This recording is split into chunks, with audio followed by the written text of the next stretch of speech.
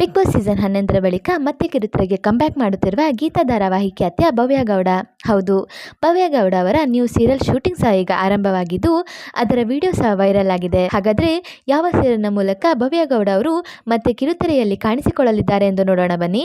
ಅದಕ್ಕೂ ಮೊದಲು ನೀವೇನು ನಮ್ಮ ಯೂಟ್ಯೂಬ್ ಚಾನಲನ್ನು ಇದುವರೆಗೂ ಸಬ್ಸ್ಕ್ರೈಬ್ ಮಾಡಿಲ್ಲ ಅಂದರೆ ಈಗಲೇ ಸಬ್ಸ್ಕ್ರೈಬ್ ಮಾಡಿ. ಹಾಗೆ ಕೆಳಗೆ ಕಾಣಿಸ್ತಿರೋ ಬೆಲ್ ಐಕಾನ್ನಲ್ಲಿ ಆಲ್ ಆನ್ ಆಪ್ಷನ್ನ ಸೆಲೆಕ್ಟ್ ಮಾಡಿ. ಇದರಿಂದ ಪ್ರತಿ ವಿಡಿಯೋ ನೋಟಿಫಿಕೇಶನ್ ನಿಮಗೆ ತಪ್ಪದೆ ಸಿಗುತ್ತೆ. ಬನ್ನಿ ಈಗ ವಿಡಿಯೋ ಸ್ಟಾರ್ಟ್ ಮಾಡೋಣ.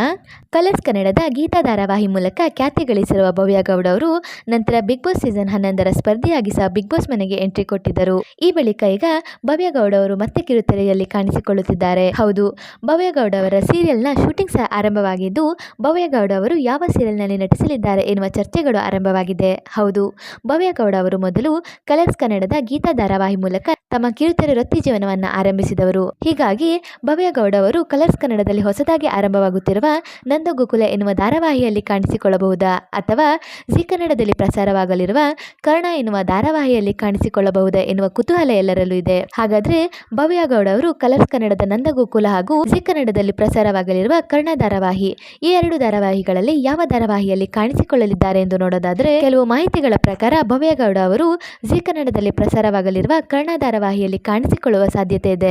ಆದ್ದರಿಂದ ಭವ್ಯ ಗೌಡ ಅವರು ಮತ್ತೆ ಕಿರುತೆರೆಯಲ್ಲಿ ಕಾಣಿಸಿಕೊಳ್ಳುತ್ತಿರುವ ಬಗ್ಗೆ ನಿಮ್ಮ ಅನಿಸಿಕೆ ಏನೆನ್ನುವುದನ್ನು ಕಮೆಂಟ್ ಮೂಲಕ ತಿಳಿಸಿ. ಹಾಗೆ ಈ ವಿಡಿಯೋ ನಿಮಗೆ ಇಷ್ಟ ಆಯಿತು ಅಂದರೆ please like, share and subscribe to my YouTube channel.